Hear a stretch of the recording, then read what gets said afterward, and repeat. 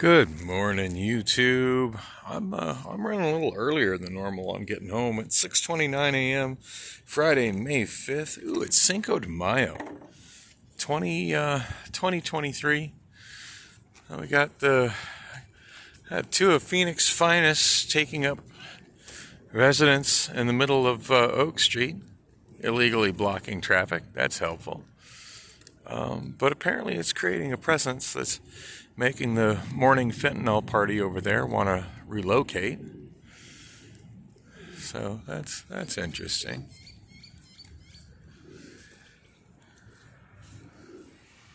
Oh, and there's somebody trying to drive down Oak Street who isn't really sure what to do because the police are blocking the road.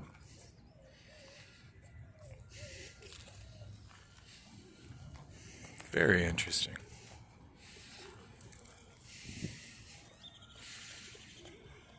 Well, at least the one cop that was blocking their access decided to move. The other one's still blocking the road. I guess it would take entirely too much effort for that officer to actually pull over and legally park and start checking IDs and checking to see which of these people have warrants. And I don't know, maybe smell the air and smell the fentanyl in the air. Heaven forbid the officer actually get out of his SUV and, do any real police work. That's way too much to ask of Phoenix PD these days. Look out for the bums. Alright, any person rolling with two bicycles is just completely sus in my book. Alright, we got a semi trying to get by, but he can't because there's a cop in the way. The cop's waving him to go around, which is it's going to be difficult because there's somebody rolling with two bicycles. Alright, that's a fun morning. Hey, maybe the cop's going to come over and harass me since I'm the one with the camera. Hey, it's a beautiful day in the neighborhood. Would you be mine? Could you be mine? That cop's clearly not my neighbor. Hey. Oh, he's finally pulling over. Maybe he's going to do something.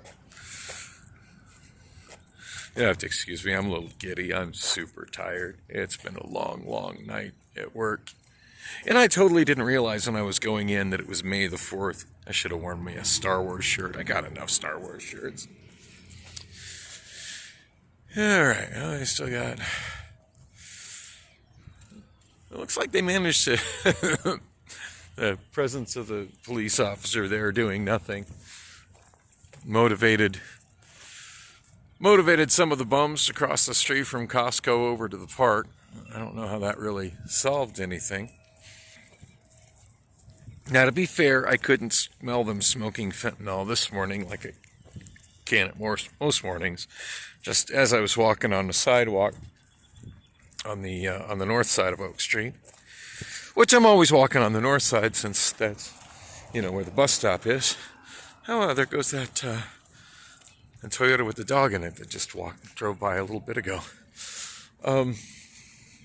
Anyway, yeah, walking on the north side there, and I just saw all the bums, in the same spot where they're usually having their morning fentanyl parties, and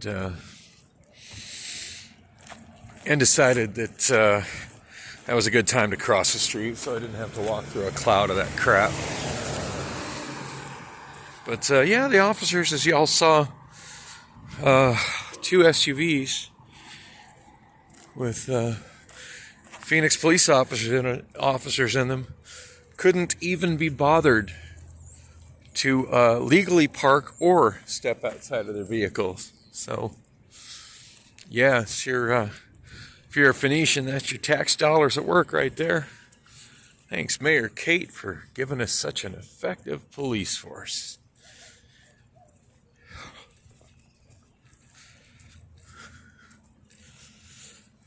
Oh, not much to say about work last night. I did totes the entire night, and normally I really enjoy totes, but it was pretty annoying last night. I don't know what the deal is. But they're trying to, the center of the building, prep, receive, decant, Mansort, NPC. They're trying to have so many water spiders going after toads that it's just literally physically impossible to keep up. Now, generally when I do toads, whenever there's water spiders waiting at the gates or approaching the gates, even if I don't have the given loading zone full of totes, I always close the gates. I can grab them and go quicker. But it was just so ridiculous. Well, at first I was kind of put off by Cody telling me not to do that, and that don't close the gate until it's completely full. And I'm like, well, okay, seems counterproductive. And he's like, well, that came down from somebody in ops. I don't know who it is. The only person in ops that I really know by name is Whitney, and that's mostly because she's the one listed above Kevin as my management team when I go into my A to Z HR app. I had an interesting conversation with her the other day, by the way. Not last night. I think it was the night before.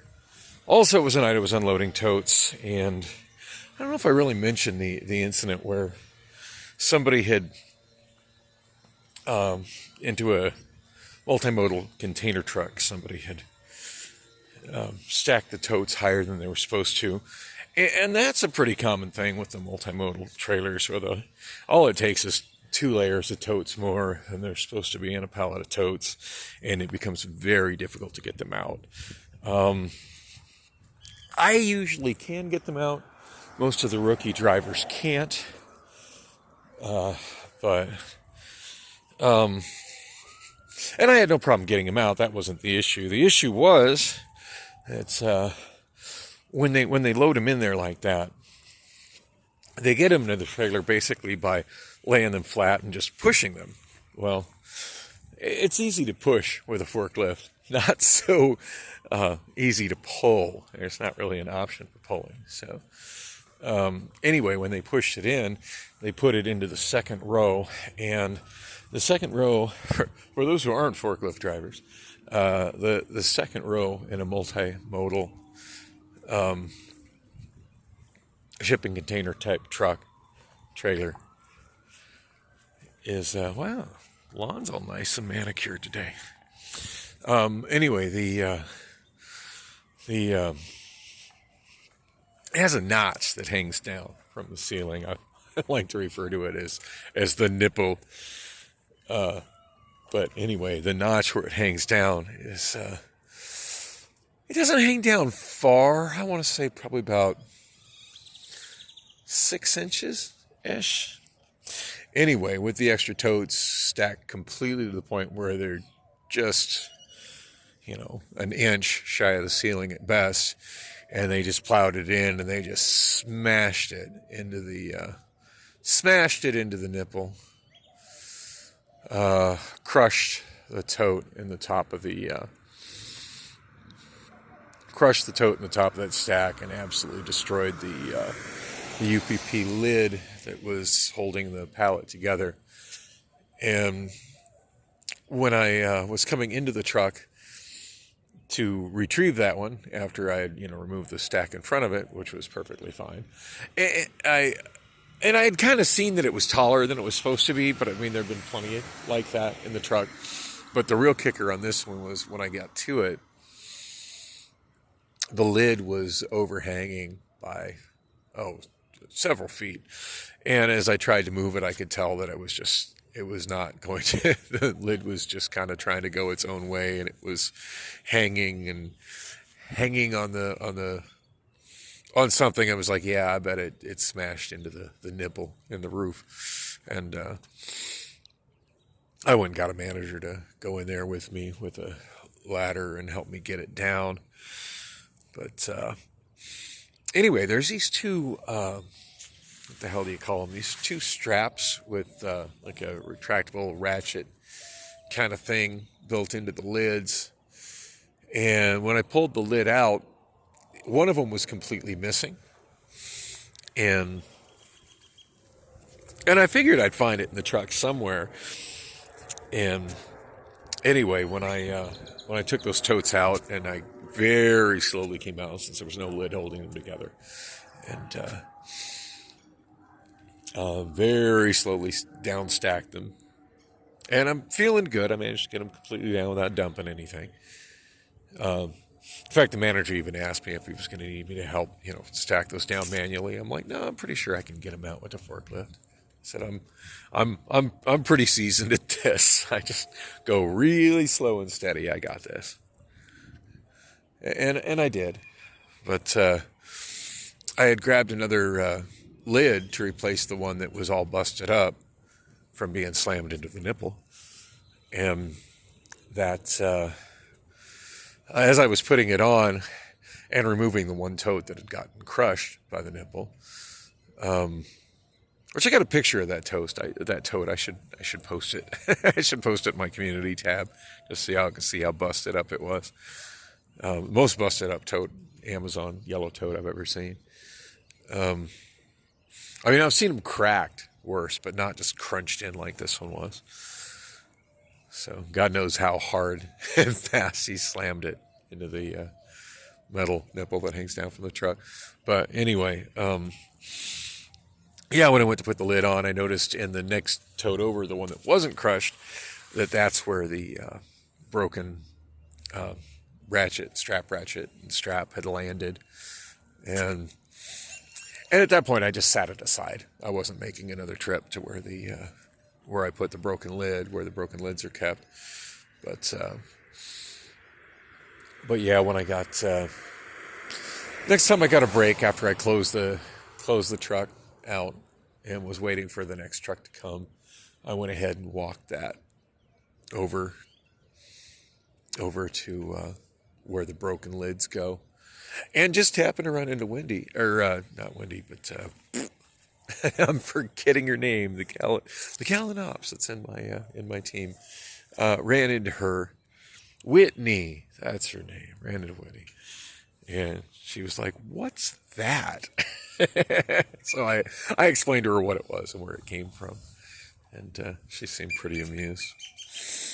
I don't talk to her very often, but I do feel like she at least recognizes me, which I think is more than can be said for most T1s in the building.